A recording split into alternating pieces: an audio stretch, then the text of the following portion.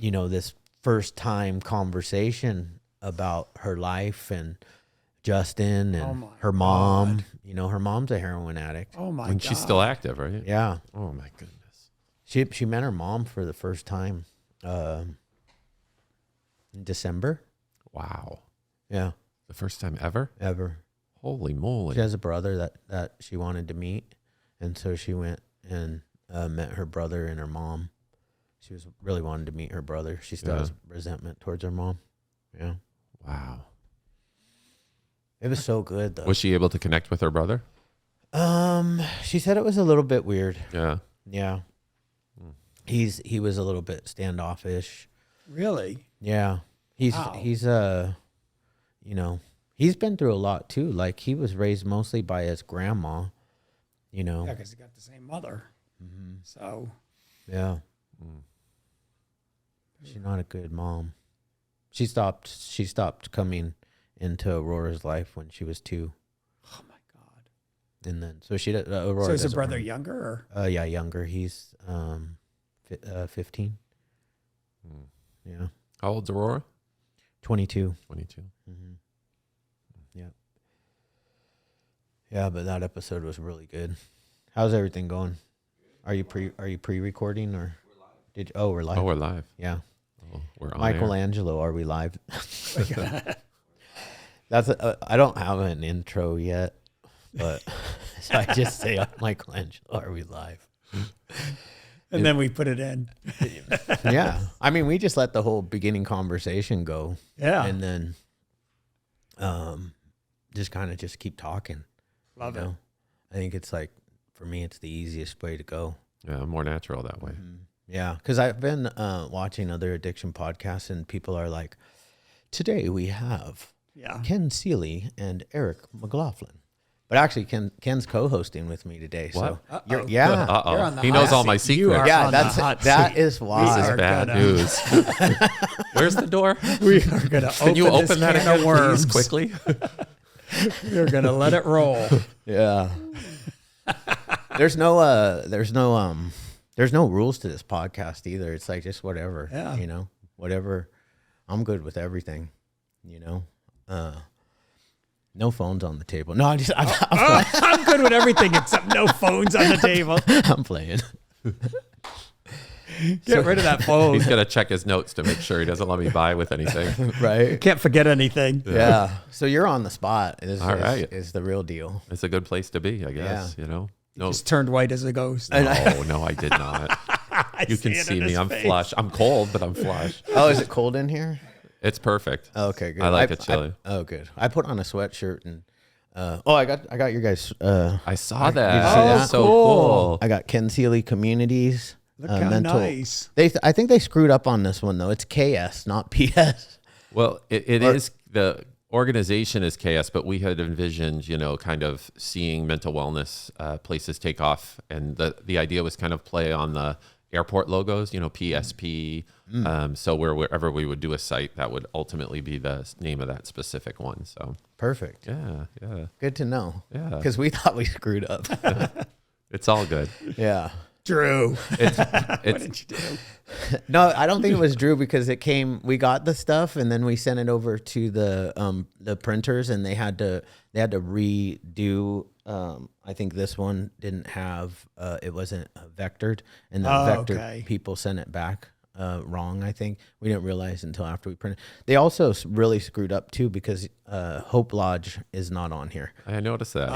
You noticed that? No way. Yeah. I didn't know if that was not intentional. I don't want to say anything.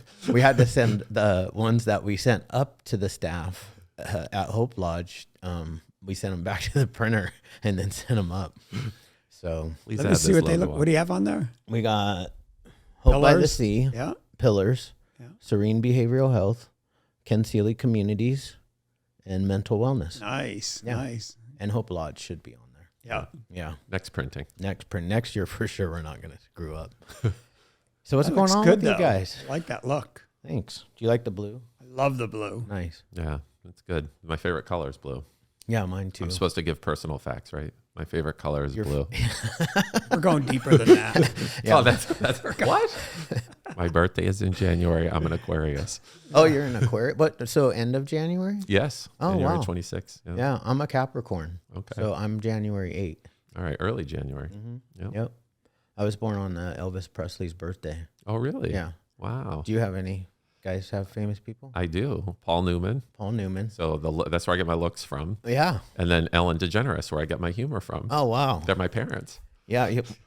Well, the other person that I was born on, their birthday is Kim Jong-un. Oh,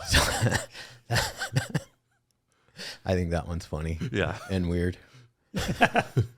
Right? Yeah. Like Kim Jong-un is a Capricorn and he's insane like that? Yeah. Because Capricorns really are. And he's insane like that. Did you just Well, say he's that? just a dictator. Wasn't that an air bubble?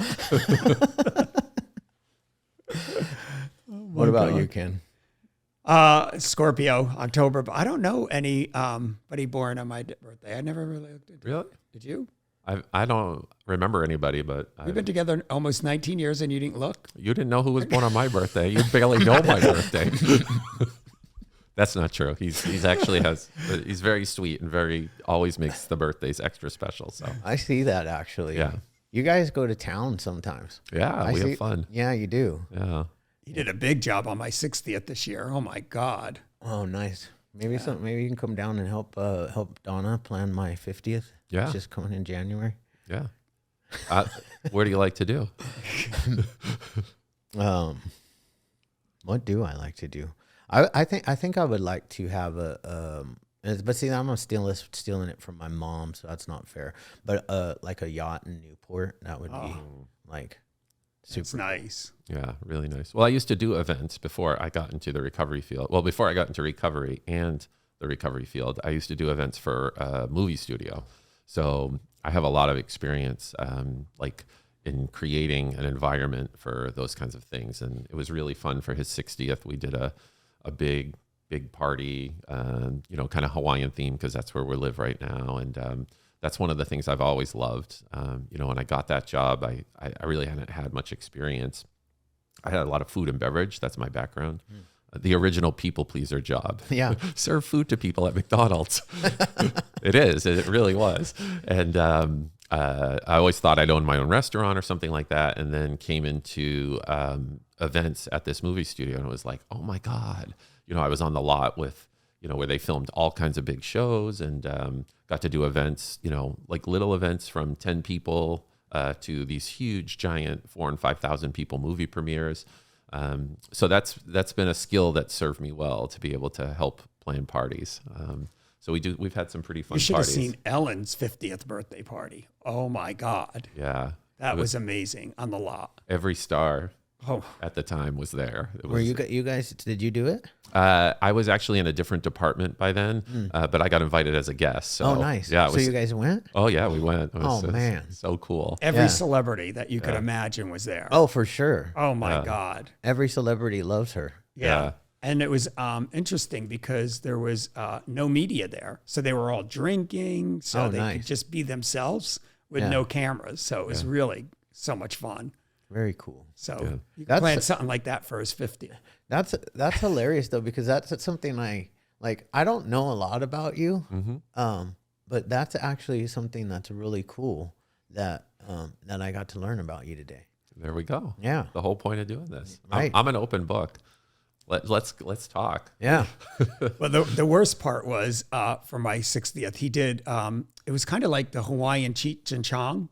And so it was a little comedy skit that they did on a stage. They're called the Bradas. The brothers. Hey, brada, which is, Hawaiian slang. Right. And so they were up on the stage and making all these jokes and they were pretty entertaining.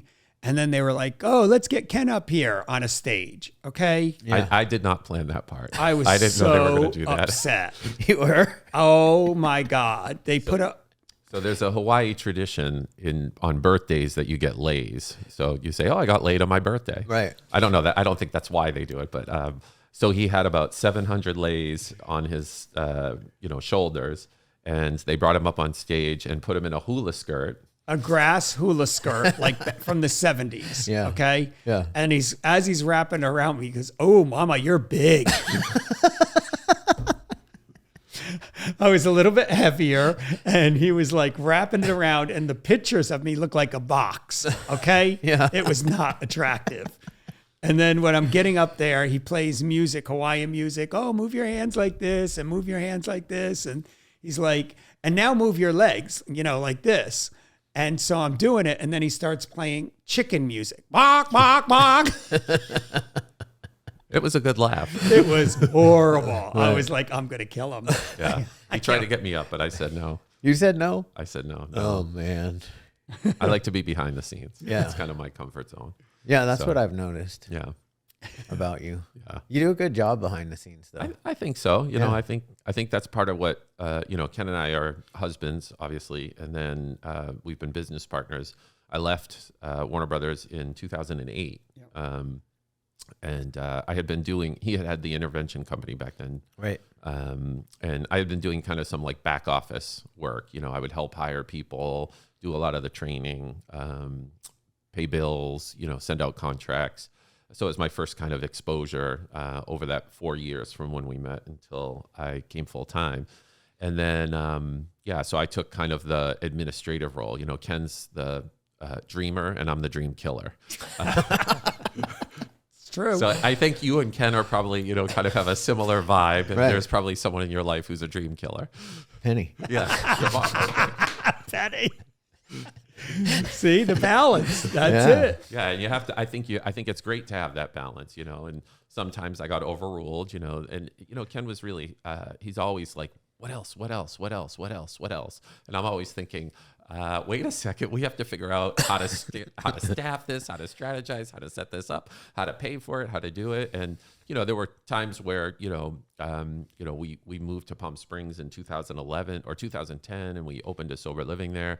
And he's like, we should get another building. We should get another building. We should get another building. And that kind of expansive mind is very different than me. I'm much more, hey, we've got one building.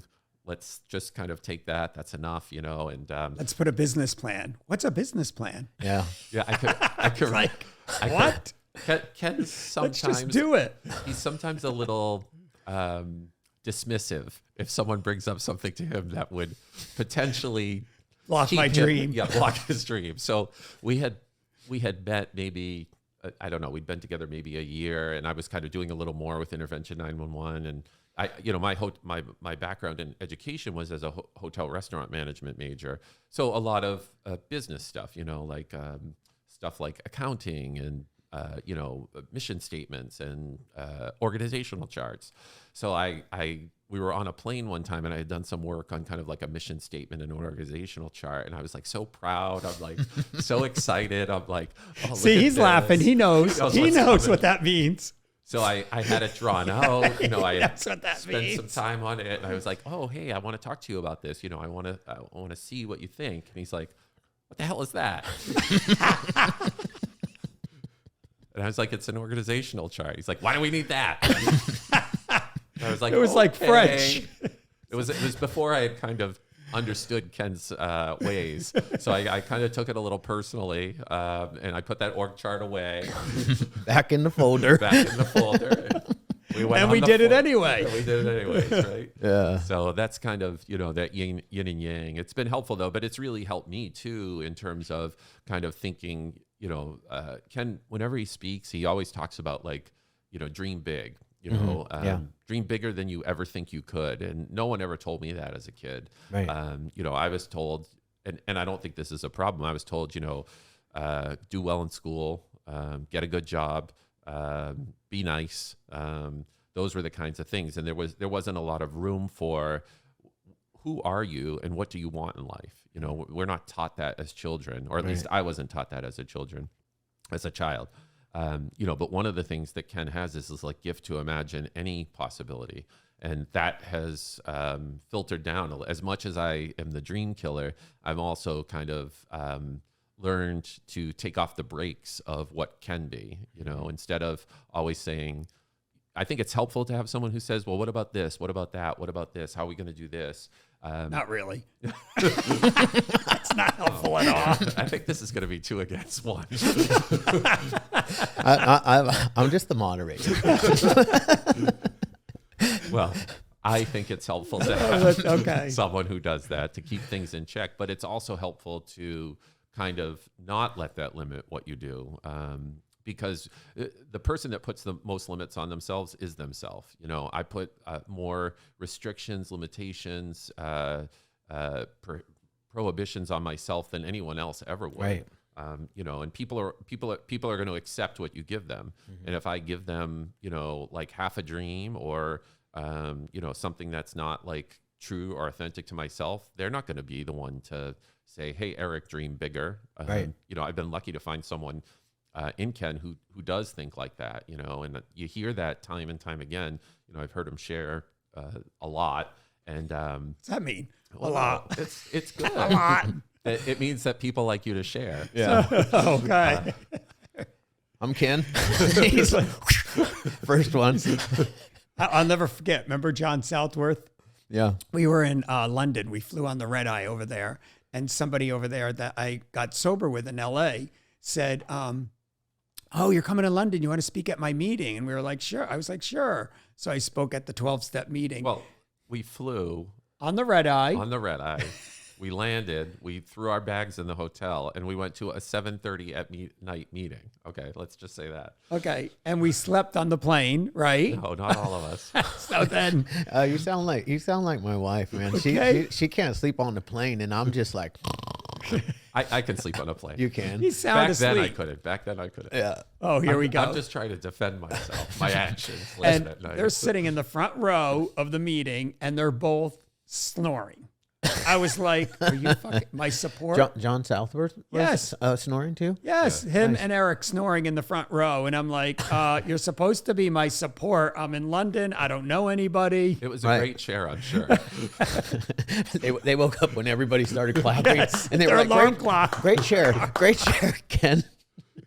Exactly. If I had been sharing, you would have fallen asleep, I'm sure. Oh man, you guys are great. But you know, back to what you were saying. Some people that dream big, like people, you know, like Ken or myself. Sometimes you tell the average person, just like the average person, your dream, and they're like, "That'll never happen." Mm-hmm.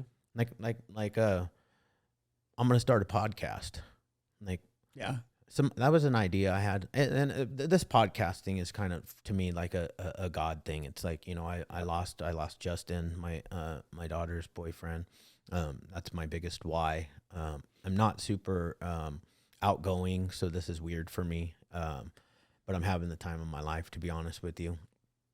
But you know, you say that stuff, and then they're like, "Oh, well, you'll never get to where you want to go," and I'm like, "Okay," and I just go. And the point that I love about that is it doesn't matter where you're going with it. You're just having fun with it. Yeah. It's like the process is more exciting than the end result. Yeah. You know who says that all the time? I hear it on these little motivational clips that I listen to. Kobe Bryant used to always say that. Oh, really? Mm-hmm. Yep. Yeah. Oh, I didn't know that. Yeah, he did this whole speech, and he talks about the journey. Yeah. The journey is the dream, Yeah. Yep. not the destination. And if we go around the room right now and say, "What's your dream? What's your dream?" Our dreams are planted and seated in our heads as individuals. So everybody's is like our thumbprint, completely different. Right. And if you don't have them, then you're not human. We all have them. Yeah. It's just, what did our backgrounds tell us if we're able to achieve them? Right. Right? Did our background tell us, like Eric just said, his background never even knew to even think about that, Yeah. you know, his past. So if we could give these people this in recovery and give them that gift, like your dream is going to become a reality, and it's going to be a lot bigger than you ever dreamed of. Right. As long as you stay on that path. And that's a fact too, because like both of you can attest to that. I can attest to that. Like I was homeless for 5 years, not like the full shopping cart, but like living from motel to motel. I mean, like crappy motels, to having a dream of starting my own treatment center. Yep. And you know, went to my dad and I was like, let's start a little 6-bed treatment center. This was in 2002. Yep. And I was 28 years old. And now look at you. look back. Look at that list on your arm. Yeah. Look now. I mean, see, and that's the other part too, about the behind the scenes. I got to witness the behind the scenes, and you are an excellent negotiator and businessman. Oh, thank you. You know, and we got a deal done. Yeah, we got a deal done, and quick. And quick. And I got to do business with the both of you, and it's been great so far, and I think it's gonna get even better. Yeah. Especially the end of 2023. The beginning of 2023 started off a little slow for me. Yeah. Except for the podcast, man. I'm just a full force. Well, that and the work that we put into the TV show that we want to do. I mean, there's a lot going on. We just got to keep it motivated, keep it fueled, I guess is a good way to say it. Mm-hmm. We just got to keep on track because it's all going to turn to a reality. And even if it's not what we envisioned, normally my experience is as long as I don't give up, then it's going to be bigger than my envision. Yeah. So, I mean, Eric did a vision board. Since this is all about Eric, we did a vision board, right? Yeah, I was, so both of us have had the opportunity to do some training for further experience in working with people who have trauma. Mm-hmm. So, we did, it's a 5-week course basically that's spread out over about a year. You do a week at a time. And the whole process is to make you a trauma professional or a trauma therapist. I've since gone back to school and trying to do some work, working towards my licensure as an LCSW. And so this was kind of like wanting to, how do you work with people who have experienced this? What are different modalities and ways you can do that? And the secret to it, though, is that you do the work while you're doing the training. So the training is very experiential. It's like a slap in the face when you get there. I think, I'm going to go learn how to help these clients. Yeah. And they, boom, slam it on you. You're like, no, you're going to do your work. Yeah. And it's pretty, the first one I did, I was kind of like, this is kind of a joke. I didn't really like it. And then the second one, I was all in. I just had a transformative experience. And being able to bring that transformative experience to other people is really what's exciting. But one of the assignments they have you do is do a vision board. Where do you want to be? And, kind of saying not that my expectation is for this exactly to happen, but these are kind of where I'm placing my intention. I'm going to do the work to get to some result. And so I did it, and I put basically 4 kind of things on it. I said, I want to live on a tropical island. I want to have a dog. I want to have a experience owning an RV and traveling across the country, and I want to be shredded. And 3 of those 4 came true within about 6 months. Right. We ended up getting a dog. We had an RV for about 1.5 years, and we moved to Hawaii. Oh, I thought that I didn't know about the RV. I thought you were already shredded. I'm not shredded. We're still waiting on that one. Definitely not shredded. Never been shredded. You look great, though. Well, thank you.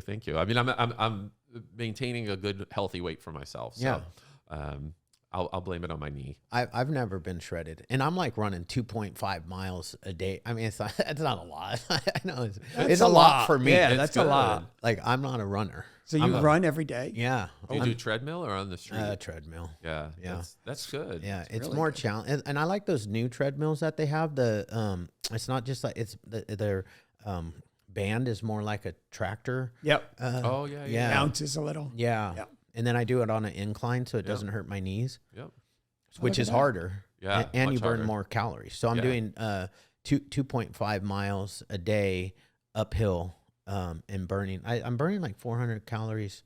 How fast do you run a mile? Like really slow. Like 14 minutes? 15. All right. And we're in the same ballpark. Yeah, I'm at like 15 right now. Yeah.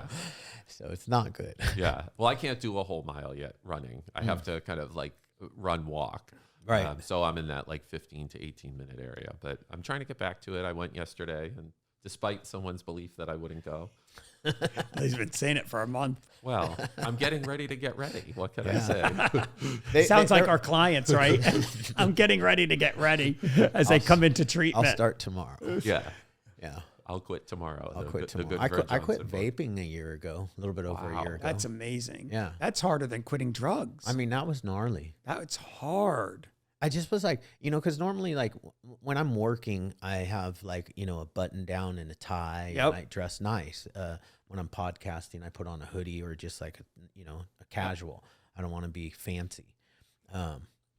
Unless I'm podcasting a politician. No, I'll still wear a hoodie. I'll for sure wear, like, the worst outfit if I ever get the chance, right? I'm not going to be in a suit. I totally sidetracked, but it was I'm like 48 years old last year, and I'm out front hitting this big ass vape and blowing these big old clouds, and I looked at myself in the window and I was like, you're an old man. Like, this isn't cool anymore. And so it bothered me. I went home, my wife vaped too, and I said, I'm done. I said, here's my vape, put it in a box. I went and got a patch. I slapped it on my back. I did the patch for like 5 days, and then I forgot to put one on one day, and I was grumpy as could be. And I'm working with G. You guys know G. Yeah. Yep. I'm working with him, and I'm like, man, I'm really grumpy right now. And he's like, you don't seem grumpy. I was like, well, inside I'm about to like flip out. And then I realized I didn't have a patch on. I was like, oh, I'll go home and put a patch on. Went home, forgot to put the patch on. It was like 9 o'clock. I was like, you know what? I'm done. Like, I've gone this far. I'm done. And I haven't looked back. That's amazing. Yeah. Yeah. They say a lot of times in sobriety that like that smoking is kind of like the last thing, that like pull that kind of, that people have. And, a lot of people in recovery smoke, and it's not a judgment against them, but, right. To really kind of think about, as I drink my coffee, my third coffee of the day, maybe caffeine's a little bit of an issue. That's my last vice, though, and you are not taking coffee from me. Oh, you shouldn't have said that. God, please Should don't have take said coffee. that. Can I pray to God and Okay, say, please don't you take should coffee have from said me? that, because that's what I used to say, and now it's been 10 years At least. since No. I had any caffeine. Wow. Yeah. And I used to say, you are not taking my coffee. I love coffee. I love the smell of coffee. I love the Red Bulls. I love all of those I did things. too. Remember, I had that energy drink for a minute. Yes. Like, I love those. I love energy drinks. I used to live on them. But Yeah. something clicked in me, kind of like what you're talking about with the vape. Something clicked in me, and I didn't like the ups and downs that it had me feeling in the day. And so one day I just said, oh, that's it. And Eric did it with me. And How long did that last? Well, he left out an important part. You talk about, other things that come up when you put down drugs and alcohol, and, food, sex, and cigarettes, or coffee, caffeine, and so at the same time, we were doing, the reason we went caffeine free was because we were doing what is it called? Master Cleanse. The Master You ever Cleanse. hear that? Yeah. It's got like, you use distilled water, maple sugar, like a certain grade, lemon juice, and cayenne pepper.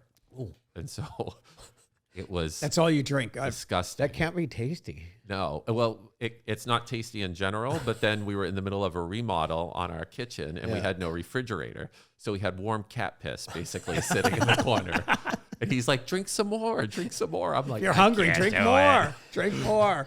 So I had such a withdrawal, though, from the worse than I ever had on crystal meth. From the a caffeine. horrible withdrawal Yeah. from the caffeine. We were driving, I can remember it like it was yesterday. We were driving up Hollywood Boulevard, right past, we were driving up, what is it, La Cienega? Right past Hollywood Boulevard. And I was like, pull the car over, puking on the side of the road Whoa. from the caffeine withdrawal in the middle of Hollywood. People, kind of walk by like nothing's happening. I'm like, this is awful. So I lasted about 3 days on the cat piss diet, and then maybe Caffeine, you did good. You did a maybe while. like a year or two. Yeah. Oh, you went a year or two? Oh, wow. Yeah. And I- you I said tried. you know how it starts, a cup of coffee at dinner or a cup of coffee. And, I'll just have one. And it's like, bing, off to the races. Well, what happened to me is, and they tried it. So they tried to get me off of a coffee. Oh, really? Coffee. Yeah. I only drink coffee. I drink 2 cups in the morning when I wake up. That's what I do. But I had So you're not drinking energy drinks anymore? no. Oh, not at all. good. No, I've been off energy drinks for like 2-3 years, probably Good. 3 years. Wow. Yeah. That's really good. Yeah, I used to drink one every single day. The Blue Monster. Oh yeah. Yeah. Every day. See, look at you. You're becoming like Coffee soon. temple Coffee of soon. goodness. Coffee soon. It's around the corner. Well, so I What about sugar? I don't eat a lot of sugar. No? Yeah, I'm super disciplined with my diet. Yeah. It's like, chicken and brown rice, and I have eggs, and I make my own little hash browns. Yeah. So that's kind of my diet. But I ended up getting GERD. I can't. It's gastroesophageal reflux disease. Oh yeah. My sister has that. Yeah. And it was like really painful in my stomach, and the doctor's like, well, you need to go on a non-acidic diet, and the first thing you need to get rid of is your coffee in the morning. And I was like, I'm not doing that. Yeah. So I did everything else, and I've gotten it under control. So I'm like, I'm okay right now. Yeah. But if it flares back up, Ken, That's next. I'm blaming it just you. happens. It's weird. Ken's It like- just happens. And I don't regret it at all. Like sometimes, like if I'm really tired or something, I'll drink an iced tea with caffeine. But normally I drink chamomile, so there's no caffeine at all in that. Yeah. But sometimes maybe once every 3 or 6 months. Yeah, if that. If that, Very not rarely. even. If I need to You be probably don't get tired anymore, though. Like if you don't have but how is it waking up without? I haven't done this in like 30 years. How do you do it? it's amazing. I mean, it's the same thing. You get the same high without it. It's like You just wake up you and wake up and you have the energy. splash some water in your He face. has a or- natural kind of energy that kind of. Well, Chad has the same energy. The weird thing Hello. is though is that like I get up early in the morning. And I've like sent out an email or a text forgetting that you were in Hawaii. Yeah. And it's like 3:00 in the morning in Hawaii, and you answer my text or my email, and I'm like, what? I was like, oh man, what is he doing up at 3:00 in the morning? That's it. I just wake up. I go to bed early. Me too. I go to bed like 7 or 8. Oh wow. Well, maybe 8 or 9. Well, I go to bed at 7 or 8, but watch a little TV and then Yeah. fall asleep 8 or 9. So you're getting a good amount of sleep. Oh yeah, 6 or 7's all you really need, right? That's it. Yeah. 7's kind of like perfect for me. I get too. grumpy with less than that. I go to bed at 8 and I wake up at 3. That's my That's routine perfect. right now. Yeah. Because That's I really started good. running. In the running, I do my full workout program, my weights, and then before, yeah. And see that's So you really don't need coffee. I probably don't, but I've had it. You don't need it. Then I do my run, which takes me 40 minutes. Yeah. Right. So, Yeah. yeah, that's how I do it. Do you go to a gym or do you have a home? Yeah, I go to. Do you guys have Lifetime gyms in Hawaii? No. Oh, they're the best. Really? Yeah, it's like a higher end gym with smoothie bar, and their swimming pool in the back is like a resort. Like it's like you're at the Ritz Carlton. Oh, that's nice. They serve food out by the pool. Oh my I mean, God. they have a full bar there too. Wow. Like, so I don't know anybody that like goes and works out and then goes down to the bar and drinks. Right, and but yeah. I'm sure it happens, right? But just because I'm sober, I don't see it. I don't even really think about it. Most people that so families come though on the weekends, and in the summer it's packed there all the time out by the pool. So I know there's people drinking out there. Yeah, they're just going for the pool and the drinks rather than the workout. Yep. Yep. Yep. I don't think the people that go to the gym at like 5 a.m. in the morning, those type of people are so disciplined. Yeah. Yeah. That, they That's when I like to go, the first thing in the morning. yeah, nobody's there. It's all the same people. I don't really talk to anybody because I put headphones on like these, and I just, but I know everybody. So I'm just like, Morning. morning. Yep. You're here again. Me too. That kind of thing. And you go every day, right? Yeah. Yeah. But I'll take a day off when my body tells me to take a day off. Yeah. Like yesterday, I tried to run. I got my 2 mile. I only got 2 miles in. I've been doing 2.5, but it took me 40 minutes to do 2 miles yesterday because my legs were tired, my knees were hurting a little bit. Yeah. You know, Do you have bad knees? I have one that's been surgically repaired already. Oh, yeah? Yeah, and that's the one that gives me problems. Yeah. I'm experiencing bad knee for the first time. It's not fun. No, it's so painful. And he always makes fun of me. Quit your whining. Push through it. Yeah. Do you guys know who David Goggins is? No. He's like one of those he's an ex-Navy SEAL motivational speaker, and he just like yells like, keep going. He's like, and I'm like, and I'll be listening to him on my headphones, and I'm like, but you don't know that I'm like probably hurting myself right now. It doesn't matter. Go. Oh. Yeah. So how did you guys meet? Well, we met at a club in West Hollywood. I was not sober at the time, but he was sober.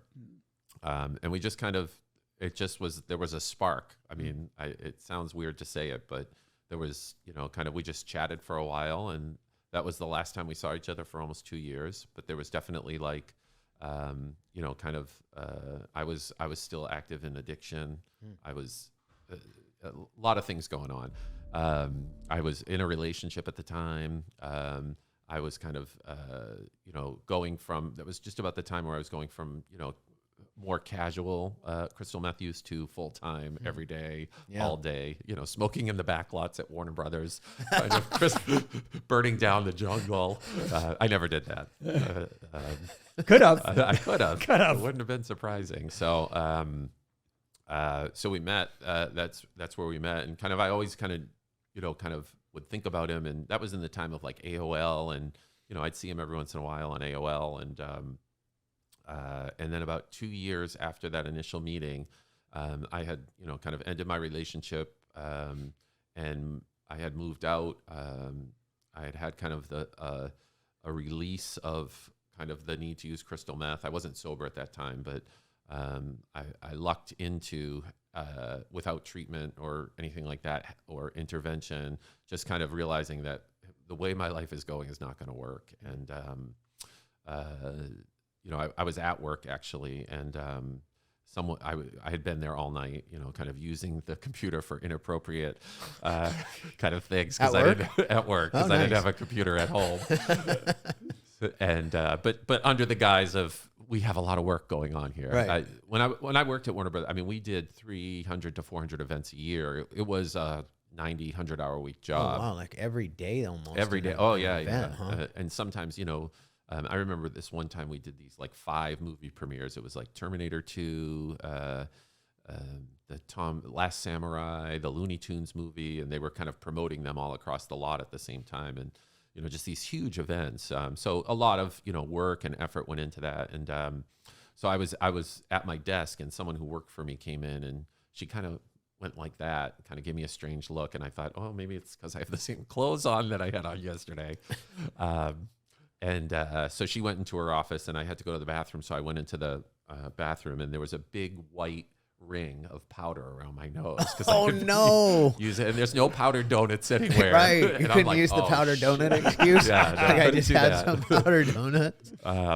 And so I thought, wow, if that had been my boss or someone who, kind of wasn't, someone that I supervised, that could have been disastrous. Right.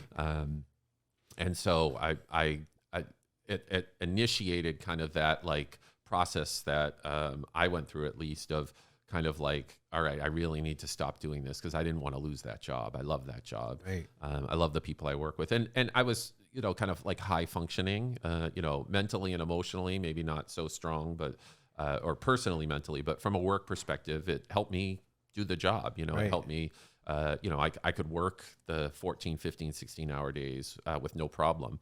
And so, that was in early 2004. And, over the next couple of weeks, I kind of like hit a spot where I just, the desire to use was lifted. I didn't know that's what it was at the time. I wasn't aware of kind of that was happening. And I can remember going home one weekend, like some Friday night, and like getting into bed instead of going to use, and like sleeping basically the whole weekend. I had like 37 messages. Well, after meth, of course. Yeah. Hello, you sleep for days. Yeah.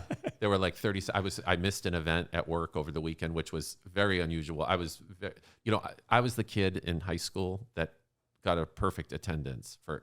I never missed a day of school. The only day I missed in 12 years was when my father died and we had his funeral. So that was very important to me. And I can remember waking up though, kind of on that Sunday, and being like, it was like everything was in like this vivid, like, Technicolor movie. Everything was brighter, everything was louder, everything was crisper. And so I kind of didn't stop drinking or smoking pot at that time, but that was kind of the end of my crystal use. And then it was, when did you open that Sober Living? When I had 15 years sober, so. It was July, right? Yep. Yeah. So in July of 2004, he opened a Sober Living almost across the street from where I had moved into that apartment. So we kind of started, we ran into each other, and basically moved in about a week and a half later. Not as a client. I did. Well, he didn't think he was a client, but he was my first client. No, don't say that. That's not true. That's not true. He still doesn't believe it today, but he really was the first client. Is this a running joke between you two? No. No. Well, let's ask your mother. I would have see been what kicked she out of the says. Sober Living had I, because I mean, I still drank. We would go to, we had a, so we met that July, and then in August, I had gone home, and he had come out to visit me and kind of asked me, he said, hey, this is, well, he had gotten on the plane and kind of with the intention of, kind of asking, saying, hey, I feel like a connection to you. This is something, let's move forward, with a ring and everything. And so he came to, on his own volition, he came to where I was visiting my family. That's not a lie. He begged me to come. That is not true. Yes. Who's more likely to be telling the truth right now? Me. This is a game we play. Winner. Yeah. Who's more likely to be right? Who's more likely to be telling the truth? Me. And so he came out and proposed on August 8th. And of course, After I said, was begged. You were begged to come. And so I said yes, and and we've been together ever since then. No breaks or anything, and so 18 plus years. Well, therapy. Yeah, we did therapy in the first couple years. Yeah, we had to do therapy. He was out of control for a while. Ken can be difficult. Yeah, he was out of control. I know Ken. Yeah. Yeah, he can be difficult. Right? Yeah, for sure. He was out of control. He's done a lot of work on himself. He's done more work on himself than I've done on myself. So basically what you're saying is he had more work to do. Exactly. He's caught up to me. Yeah. But not from like and that's been kind of one of the nice things is I think both of us have been able to do a lot of deeper work for ourselves. And that's ultimately enriched our relationship, and I'm going through a process right now, he's always been like, he talks about how when he was first in AA, he was like AA squared, he would have a commitment. He was going to meetings, 3, 4, 5 meetings a day. He was having he had a sponsor, had sponsees, very active in AA. And that was not my experience initially in AA. My experience was more of a, hey, I'll go support you at a meeting, because I didn't have a problem. Right. But over time, that time that when we started from about August to December, I consider my sobriety date December 1st, although I don't really remember the last time I drank or used pot. During that time, I would just go to meetings, and it was incredible to hear my story. Mm-hmm. Everybody who spoke, I identified with, and I was able to kind of like come to a decision that the ism, whatever that ism is, was alive and well in me. Mm-hmm. And even so I made a decision, consciously to not drink or use anymore. But my recovery process was really slow. I would go to meetings, and that was about it. Mm-hmm. And that served me for a long time. And then, despite knowing, at every step of the way that, your work in recovery is not your personal recovery. Right. I think that I kind of, it allowed me to feel comfortable staying at that kind of participatory, but not really into recovery. And, it was, I went to meetings. I went to a lot of meetings. I haven't had a relapse since then. So I'll have 19 years in December. But, moving to Palm Springs and opening the businesses, Palm Springs is a smaller community. I always use the excuse of, I work with a lot of people who go to the meetings. Right. kind of keeping that different. And so Hawaii has been like an amazing experience. I don't know how I got here from the question of when did you meet Ken, but here we are. Woo! She's off, right? Too much caffeine. There we go. Did Peter give that to you? Yes. He That's one told of me where it Peter's. was. That's one of Peter's. Yeah. He said that was I heard really him on strong. the phone pre-warning you. Yeah. It's really strong. It was. Woo! Here we go. So, but anyways, what I was saying Squirrel. is, you know, This is good stuff, though. Yeah. I'm glad I only had to ask one question because it's like, whew. Sometimes you're like, next thing I do, I don't know what else to ask. I didn't bring. I just wing it. Forgot my list. But you know, my experience in Hawaii, one of the things that's been so special about being there is that I've had the opportunity to kind of change my relationship with 12-step and specifically AA. Even though I identify primarily as a crystal meth addict, I've found my recovery path in AA. Right.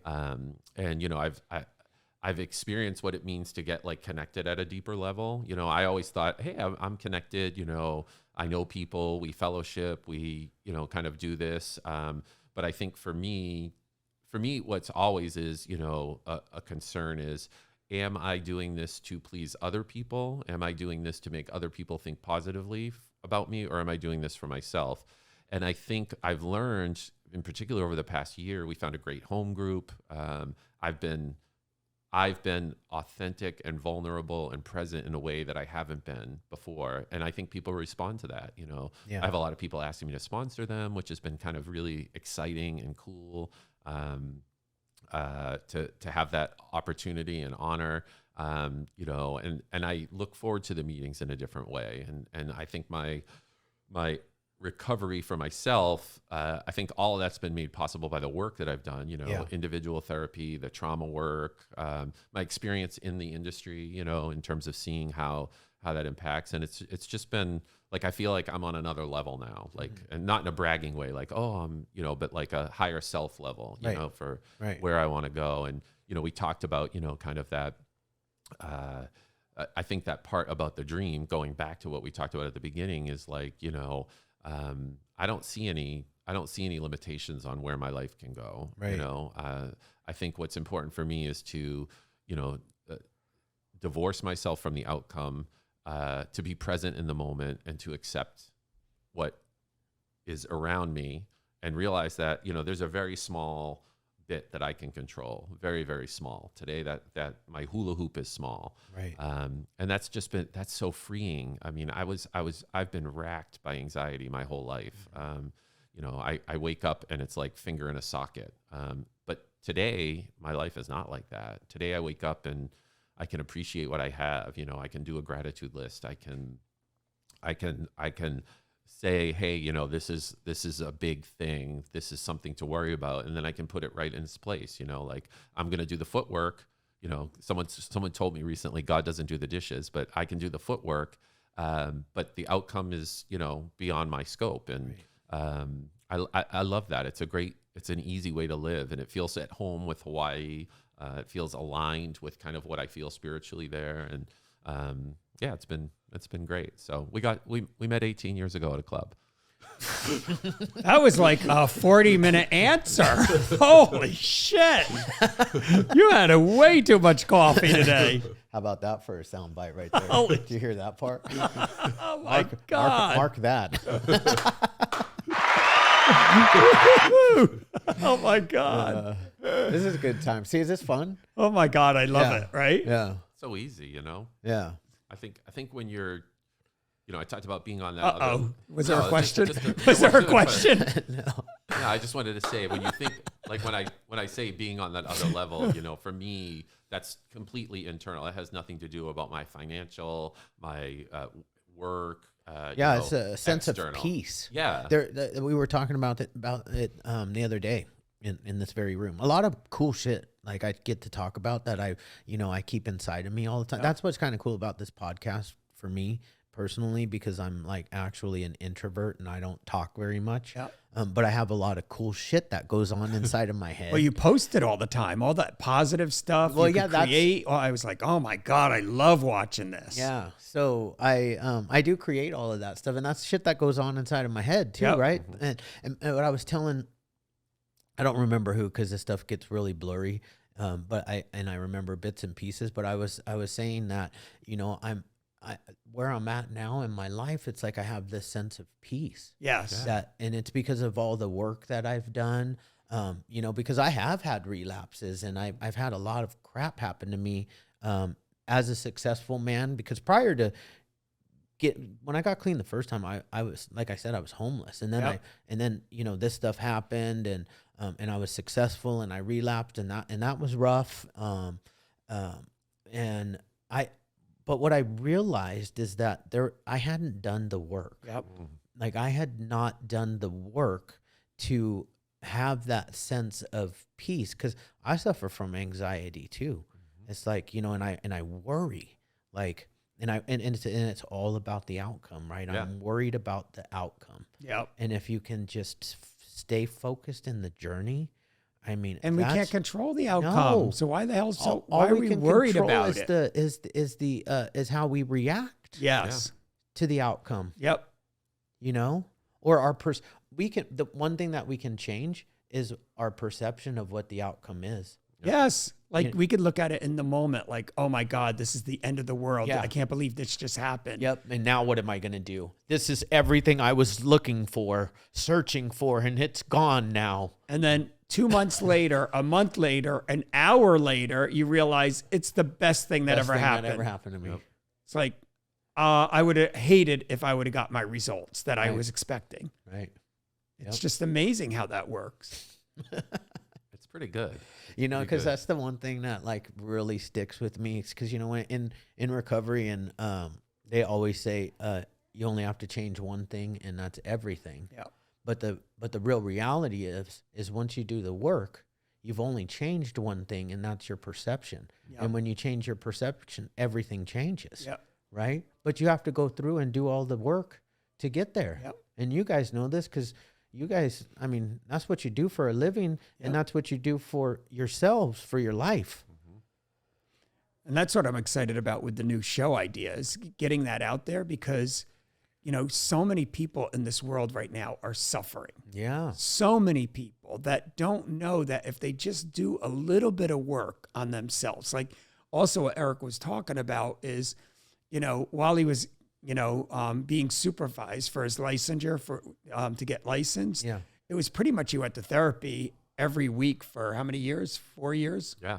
So 4 years he was in therapy every week. And plus the stuff that he did with that trauma work and all of that, it's just really all it is about digging and doing your own work.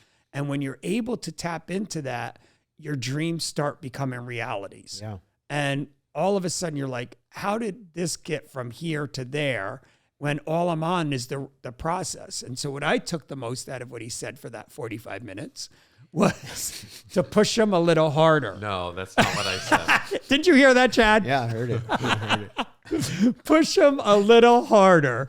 This is so exciting. I learned so much today. Oh God, the Ken Seeley train is bearing down my back. Here we go.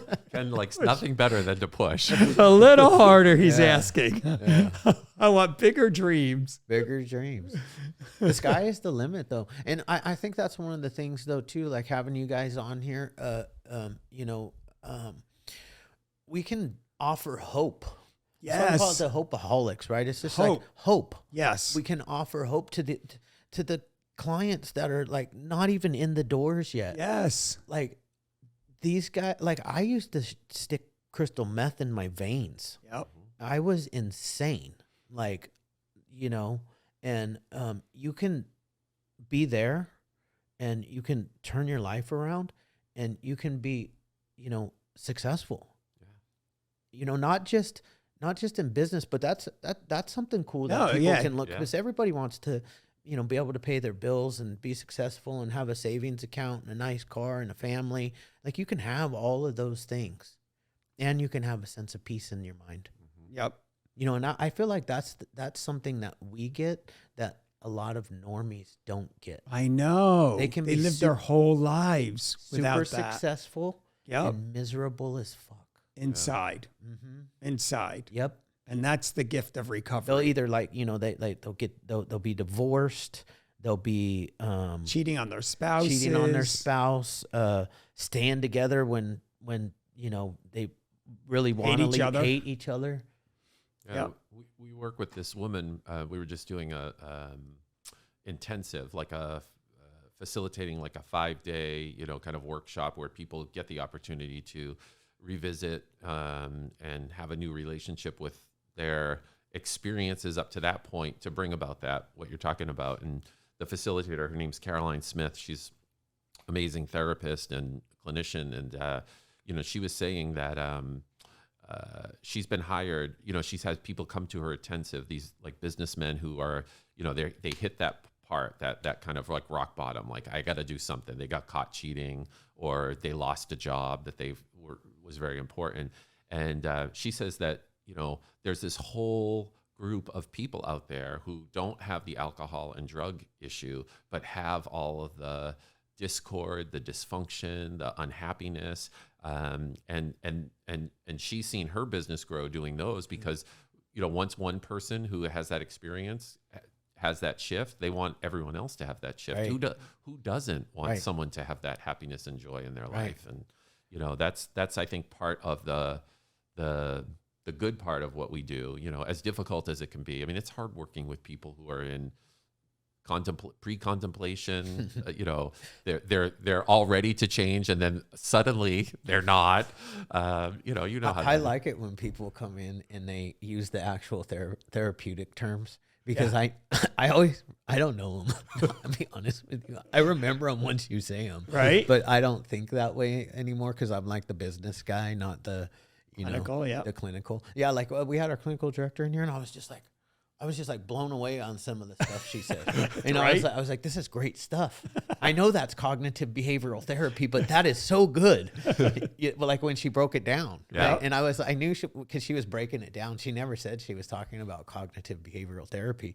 She was just saying what the whole, how it works, how to change. Mm-hmm. And I was like, what therapeutic modality are you talking about right now? It's great. I mean, this stuff it's incredible. And like, it's so available, and I think you mentioned, people who have addiction issues are fortunate because typically something happens that makes them say, help, I can't do this anymore. Yeah. And a lot of people don't have that. And, they suffer their entire lives. So it's just. And it's so typical of somebody, in our society to not reach out for help. Yep. I mean, we get to a bottom. It's like we're so emotional, and it doesn't have to be like the streets or homeless. It's this emotional bottom that it's like I'm either gonna kill myself or I'm gonna ask for help, and that's where a lot of us get. And the substances aren't working anymore. Other people don't have the substances in the way. Yeah. But they still have the ism, I think. Totally. I mean, someone once told me, we should do 12-step for dummies, those series of, how to fix a car for dummies and stuff like that. It's like, it's true. It's there's a process. And I think, coming from an intervention background, what you talk about, that moment of change, like that moment where someone says, okay, I will reach out or I will accept help is so powerful. I think that's one of the things I love best about working with people in recovery is how can we get there? How can we help people see that? Because even with the drugs and alcohol we see today, people overdose and die before they get there. They get arrested and put in jail before they get there. They lose everything before they get there. They're homeless before they get there. And people don't have to suffer like that. We weren't put on this earth to suffer and to feel that. And, I love that, that's the part, that attracted me to, kind of leaving Warner Brothers and joining his business was the opportunity to be there at that moment of change. And what is that? Like, if I ever I don't know that I'd go back to school, but if I ever go back to school for a doctorate or another master's, I would definitely focus on like, what is change and how do we facilitate that? Because it's just like he was saying about the other stuff. It's like a fingerprint, the reason you got sober is not the same reason I got sober. Right. And if I had powdered donuts, I might not have gotten sober. Right. If I'd had an excuse there, I might have thought, hey, this isn't as bad as it is, but it was bad enough to make me say, okay, something's got to change. And that was a spiritual experience, how that shifted from, oh shit, to, I'm waking up in the morning and I don't need to smoke crystal meth. Like, how is that happening? And that's the hope that we want to give everyone. I love the name of Hopeaholics, right? Because I saw one of the interviews you guys did out on the streets with a homeless woman. Right. And like when you're working with somebody like that, you know, they're thinking, I don't want any structure, or I don't want any, I want to be able to be free. I don't want to have to be managed or told that I have to go to work. And I need that freedom is what they're looking at. And so they have that freedom, but the price that they pay is getting close to death. Right. And they're just not used to having some form of structure. But if they're really craving it, right, and they desire it, but their disease is telling them, no, I don't need that. And my freedom is more important to me. And what we're all talking about is we were all there at one point, and we know what that freedom is. And if you give this a chance, that's what I'm hoping people will hear this or watch what you're doing. If you give this a chance, you could live in a way where you have those freedoms. Because my dream was always, I hated going to work 9 to 5. I hated it. I didn't like it. I didn't want to, you know, the minute I had to do it, I was like, oh, this is really bad. I don't want to ever do this the rest of my life. And for some reason, because I dreamed that that's not for me, I don't have that kind of job. Right. I don't have a 9 to 5. So they could also have some form. There's so many things out there. Driving Uber, there's so many things where you're not pushed into a square as a circle. Yeah. So that's what I'm hoping people will see in this is like, wow, you know, I could have hope. I could have my dreams become a reality. I just got to figure out where I got to fit in with that structure. Where's my structure and accountability to be able to get there? How do I get there? Because what they're doing isn't working. No. They're living in their nightmares. I can tell you, we're still cutting stuff from that day because we were out for like 3 hours. Yeah. We fed like 75 homeless people. I learned that the most important thing I need to have in my bag for them, though, is socks. Wow. Socks. Yeah. Besides food and water. I think they need water, food and water. There was a 60, what was he, Michelangelo, 62? Yeah, 62-year-old, right next to that girl, smoking fentanyl. Just 62. Yeah. It was just, I mean, this stuff was some of the saddest stuff I've seen. Like, you know, and there is no more heroin out there on the streets. Yeah. It's all fentanyl. Yep. She was like 2 years ago, the heroin. She's a heroin addict. Yeah. But now she's a fentanyl addict. And she's like, I go to jail, I get out, and, you know, my tolerance is down and I OD. Oh, my God. You know? So she even knows it, but they still do it. Yeah. But their dreams are not becoming reality. Their nightmares are. That's a nightmare. They're living a nightmare. They're living a nightmare. I mean, I've been in that nightmare before. Yes. You know? Not exactly the same as theirs, but the same hopelessness. Yeah. It's the same I've had emptiness. That same hopelessness, emptiness that I couldn't get better. Yeah. Or I wouldn't be able to get better. Yeah. You know? And like, what are we doing for them? And that's kind of, the reason why, like, I'm doing this stuff, because, like, you know, our country isn't doing enough to help these people out there on the streets, you know? So, I think that, you know, even like, let's just go with the state of California. If the government of the state of California really wanted to help them, wouldn't you think they would invite us who do this work to help them put together a plan that would actually solve some of this crisis? Yep. But they don't. They come up with these horrible plans that they spend money that just doesn't work.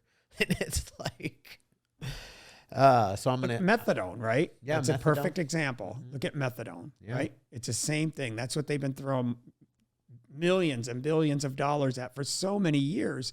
And we're getting worse. Right. We're not getting better. We're getting worse. It's worse than, I don't know how long you've been in the business, but I've been in now for 22 years. Yep. And it is way worse now than it has ever been. Yep. People are dying at a much higher rate now than they ever have. Yep. And it's sad. These are like young kids, 16 to 28 years old. Yep. It's just it's horrifying. The next 5 to 10 years, I can't even imagine how bad it's going to be. Right. That's their drug of choice, that it's so available. There's no way of stopping it coming into the country. There's just no way. That's not going to be the answer. Right. Because it's so, you only need a small amount to get high. So there's no way to stop it. It's a couple grains. Yep. And so they put a couple grains into a pressed pill. Yep. Of who knows what else is in that pressed pill. I don't. But if you put 3 grains in, you're dead. Yep. And that's what's sad. I've got to have that experience personally, and it, it's like I was bawling this morning because I went to post a post. I deleted it because I forgot to add the music that I wanted to put on it, so I deleted it. But my reason why I'm doing this is because my daughter's boyfriend passed away from a fentanyl overdose, and he was a good, solid kid. He was like my son. I mean, I had been raising this kid for the past 5 years, and it's just like I cry all the time. This one really got me. Yeah. My daughter's struggling, and the only good thing is it's brought her closer to me, and I'm gonna have her go out and help me on the street team, and she's working with Frank and doing what she can do. Nice. But still, it's hard when you find the person. When you're 22 years old, 5 years is a long ass time. Long it's time. a huge Quarter portion of your of life. Yeah. And you don't remember the first 10. Right. That's being a kid. You don't really remember those years. And this is the guy the love of her life that she was going to marry. Yep. And that she thought she was going to spend the rest of her life with. Then she finds him blue, cold. Devastating. I just remember the phone call, man. She called me. She called me before she called 911 because he was dead. He was gone. Wow. And I answered the phone, and she was just screaming. Oh my God. It's like super hard, sad. Yeah. Sundays, I cry on Sundays. Yeah. He died on 9/11 too. Oh my God. Yeah. So that's why I'm doing this podcast, the social media. We got Michelangelo behind the scenes. Got Crazy Shane out there waiting to come in. Yep. We love Shane. Shane loves you guys. Yeah. Yeah, he does. But I mean, you're talking about that one experience, and in this country, that's happening 200 or 300 times a day. Every day. 200 or 300 families are experiencing the same thing, and our nation isn't really doing anything to prevent that. Like you said, we're not being brought to the table for a solution. Right. We're kind of like, oh yeah, that might work, and because the success rate isn't that good, the success rates are amazing if the people surrender. And that's what we bring as an intervention company, is you got to get them to surrender. Yeah. Like what is going to break that last thing for them that's going to get them to surrender? And I think that's where I love what I do, is because you got to figure it out what it is for each individual, because they're completely different. Yeah. Like Eric was the powder, right? The nose, all over his nose at work. Yeah, thinking I'm going to lose my job. Yeah. So that was it for you. Mine was I got fired from my job. And, everybody has different things. Like some people, like if you lose your job, then you lose your car, then because my car got repossessed, then you lose your housing, right? So all these things happen. Like if I didn't get sober, that's the way the normal pattern would have went. Then after I lose my housing, I'd say, oh, I can't go without a place to live. Then you get used to living on, at that time I could have been couch surfing. Yeah. And then when couch surfing doesn't work anymore, you go on the streets. And then you say, oh, but I'll never live without my phone. And then you lose your phone and you get used to it. That's why we have so many people this way, because all everything you just said, this girl said to us in the full interview. She's like, I never thought I would be out here. I used to like think that how are these people living like this? Yep. I asked her if she had a phone. She's like, I don't have a phone right now. There you go. All of those things start to come true, you know? And unfortunately, like, you know, Justin, he didn't have those things happen to him. He didn't lose his job. He didn't lose his phone. He still had a car, but he died. But that's the thing. He lost his life. The people around them, if they're using drugs, you got to be aggressive in taking those things away. Right. And if they all go away slowly, it's not as painful. But if you say, okay, you're going to lose your job, you're going to lose your housing, you're going to lose your everything. You're going to lose everything today, or you're going to get treatment. That's the punch in the gut that we need in order. That was your punch in the gut, that powder. Mine was when I walked into work and they fired me. I was like, what? I was like, what do you mean you're firing me? That's the key. Yeah. You know, we got to be able to do that. If you have a loved one that's suffering, you got to be able to do it before they get used to all those other things happening. Right. Because once they get used to one, they'll get used to the next. But if they have a couple that still haven't happened yet, you could do the intervention and pull the rug out of underneath them to say, that's the air getting knocked out, punched in the gut, and saying, I want help. Yeah, it's harder to get this girl that's on the street. She's already lost everything. What are you going to do? She knows how to live right just like that with nothing. What are you going to do at that point? The only thing you can do is get the substances out of them and let them start regaining some of the other stuff. Mm-hmm. But it's hard to get with, like, she has nothing. She has no motivation. Medi-Cal. Yep. You know, the only hope for her is a scholarship somewhere. Yep. You know, that's her last hope, because there's no Medi-Cal facilities that have a bed like during that window of time. What is it? Like, when you're an addict, you got like maybe a 4 to 6 hour window when you're like, I want help. Yep. Until like, especially like crystal meth addicts, and it's worse with fentanyl, because as soon as you go into withdrawal, you're not going to treatment. No. You need it. Yeah, you need it. But with crystal meth, you could be in withdrawal and be like, I'm ready. Like, you know, I'm tired. But an hour later, your crystal meth dealer can show up and you do a line and you're like, I ain't going to treatment. Yep. Life is good again. Yeah. Party time. I'm not doing this. I'm done. And so that you have that short window, or you create the window. And the thing that's difficult is when they're homeless, the only thing you have left is taking away their freedom. And that's why I love the Marchman Act or the Baker Act in Florida. Yeah. Because you could take away their freedom. The judge could mandate treatment or go to jail. Mandate treatment or go to jail. What are your options? And so we just got to do something different in this country, because too many people are at that part where they're already so far gone that there is no motivation to get them back to want to get better. Right. I mean, because it takes a long time. What it's going to take for that young woman that you're talking about, it's going to take a good year of building her up. And that's what we're doing now is we're getting, I don't know, we told you about our schooling, right? Yeah. You know, so we're helping people get back into school to become drug and alcohol counselors, because if we could build their self-esteem with these baby steps, and then all of a sudden they start believing in themselves again, then they could start having some hope to want to stay sober. But to get them to that place, that's a good year. Yeah. That's a good year. That's not going to, you can't do that in 30, 60, 90 days. No. When they're that far gone and they're that far down, it's a good year to get them back up. Right. Man, this was good. Yeah. This was really good. Yeah, it's really fun. You want to watch Goggins real quick? Huh? You want to show them Goggins? Yeah, I should put them up on the screen. This is why I get hurt at the gym.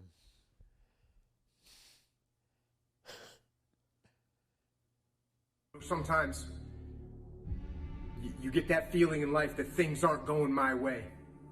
You hear people say that. Things aren't going my way right now. And you know, when I hear somebody say that, I say back to them, listen, things just don't go your way. That's not the way the world works. You gotta make them go your way. You think things are gonna just happen for you? Well, they're not just gonna happen for you. That's Jocko right there. He's also a Navy SEAL. Each Monday, go make things happen. This is how I get out of bed in the morning. For real. Love this. Yeah, that's Goggins You right can't just there. fucking quit. Remember this. It's in the hobby. It's in the fucking joke. It's a fucking lifestyle. So what you say to yourself is important. There's no fucking coach. There's no trainer to keep you going. It's only you. The whole thing is this. Don't say a word. Stay uncommon amongst uncommon people. You're never done. Don't stop when you're tired. Stop when you're done. Stay hard. Tomorrow doesn't work. Yeah. You're getting all fired up. I'm ready. Let's go. I mean that part where he's running. Yeah. That's the stuff that I'll be listening to while I'm running, and like I'm like trying to push myself further, and like then I get injured, and then I'm out of the gym for like 3 weeks because he told me to push it a little bit further. Don't stop when you're tired. Stop when my you're God. done. And I'm like, I'm not done yet. Go. Yeah. Well, that's what I heard in Eric's share today. Yeah. To push him harder. Yeah. Push him A harder. little bit harder. We're going to get you that video and you're going to listen to it every morning. Yeah. Goggins. I'll send it to you. There you go. Boom. Well, thanks for coming in, man. Thanks for having us. This was Great. good. Yeah. I really enjoyed this. Yeah, it's fun. Yeah. Thanks so much. All right. Awesome. Thank you. Yeah.